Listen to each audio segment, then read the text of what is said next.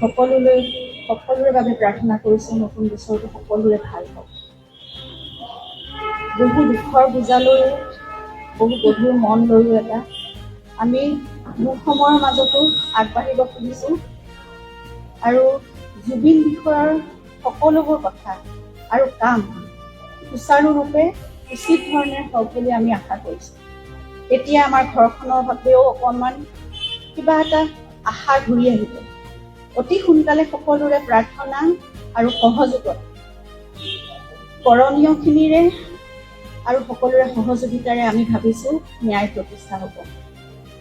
এই ন্যায়ৰ প্ৰক্ৰিয়াত আমি প্ৰত্যেকেই কৰিবলগীয়াখিনি সততাৰে কৰি গ'লেহে আমি বিচৰা ধৰণেৰে বা আশা কৰা ধৰণেৰে প্ৰক্ৰিয়াটো সোনকালে সম্পন্ন হ'ব।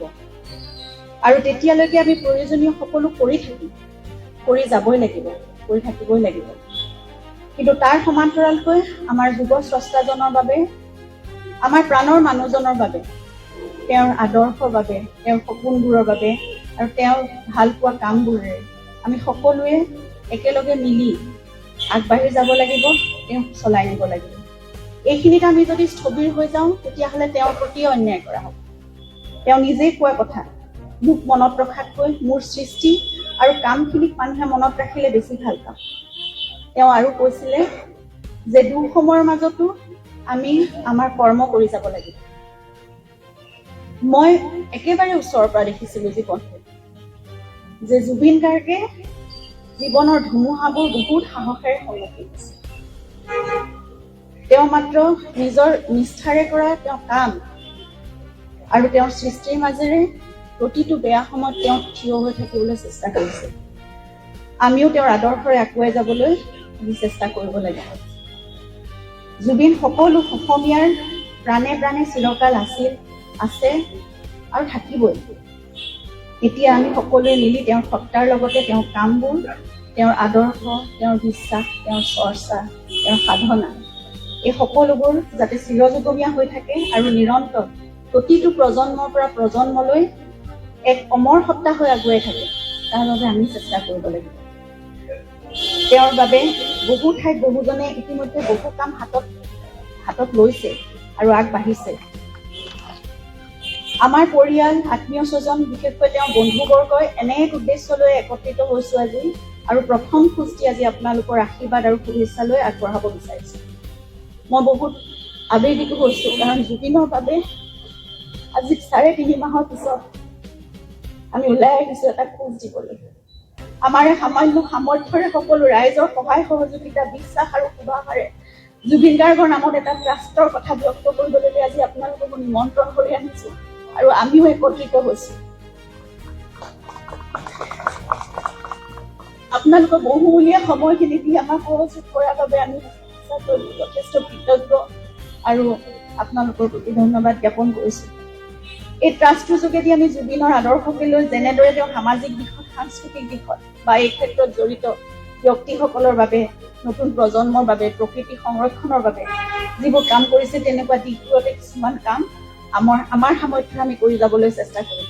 আৰু এই কামসমূহ পৰিচালনা কৰিবৰ বাবে আমাৰ খাৰঘুলিৰ প্ৰপাৰ্টিটো আমি আগবঢ়াই দিবলৈ লৈছোঁ ট্ৰাষ্টৰ নামত। জুবিনৰ সপোনৰ ঠাইখন তেওঁৰ নামত হ'বলগীয়া সমাজৰ সংস্কৃতিৰ আৰু তেওঁৰ উপাস্য প্ৰকৃতিৰ বাবে ভাল কামত ব্যৱহাৰ হওক, নিয়োজিত হওক, আমি সেয়াই আশা কৰিছোঁ। আমি এতিয়া এই থকা ফ্লেটটোতে আমি থাকি যাম আগলৈ, কিন্তু খাৰঘুলিৰ সেই প্ৰপাৰ্টিটো য'ত জুবিনৰ বহুত আশা তাত জড়িত হৈ আছিল, সেইখিনি জুবিনৰ নামত হোৱা সামাজিক সাংস্কৃতিক ভাল কামবোৰ, মানুহৰ বাবে কৰা কামবোৰৰ বাবে, কাৰণ জুবিন এজন মানুহৰে মানুহ আছিল, সেই কামবোৰতে নিয়োজিত হওক।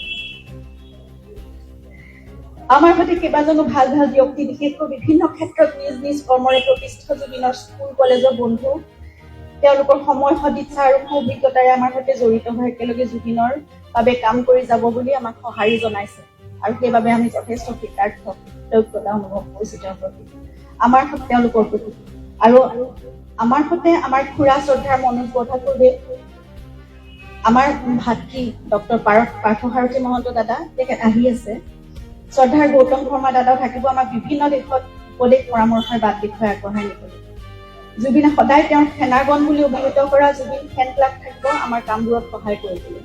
এতিয়া সকলোতকৈ আমাৰ বাবে ডাঙৰ শক্তি আৰু সাহস ৰাইজ। গতিকে আপোনালোকৰ মৰম, আশীৰ্বাদ, বিশ্বাস, সহায় সহযোগিতাৰে জুবিনৰ সপোনৰ কামবোৰ আমি নিশ্চয় আগুৱাই নিব পাৰিম বুলি আশা কৰিছোঁ। আৰু লগতে এটা গুৰুত্বপূৰ্ণ কথা আজি ক'ব বিচাৰিছো। কালি বছৰৰ প্ৰথম দিনটোতে মাননীয় মুখ্যমন্ত্ৰী মহোদয়ে তেখেতৰ কথা ৰাখি জুবিনৰ শেহতীয়া ছবি ৰৈ ৰৈ বিনালেৰ বাবে অহা ৰাজ্যিক কৰ 2,90,00,000 টকা জুবিনৰ দ্বাৰা প্ৰতিষ্ঠিত কলাগুৰু আৰ্টিষ্ট ফাউণ্ডেশ্যনলৈ হস্তান্তৰ কৰে। কলাগুৰু আৰ্টিষ্ট ফাউণ্ডেশ্যন অসমৰ শিল্পীসকলৰ সামূহিক কল্যাণৰ উদ্দেশ্যে গঠন হোৱা এক মঞ্চ। কিন্তু সেয়া অকল শিল্পীসকলৰ বাবে সীমিত হৈ নাথাকিল। জুবিনে সকলো ধৰণৰ কাম, সকলো ধৰণৰ সামাজিক সাংস্কৃতিক কাম, নতুন প্ৰজন্মৰ বাবে, প্ৰকৃতিৰ বাবে সকলোবোৰ কাম সেই ফাউণ্ডেশ্যনৰ যোগেদিয়ে আগবঢ়াই নিছিল, কৰি আছিল।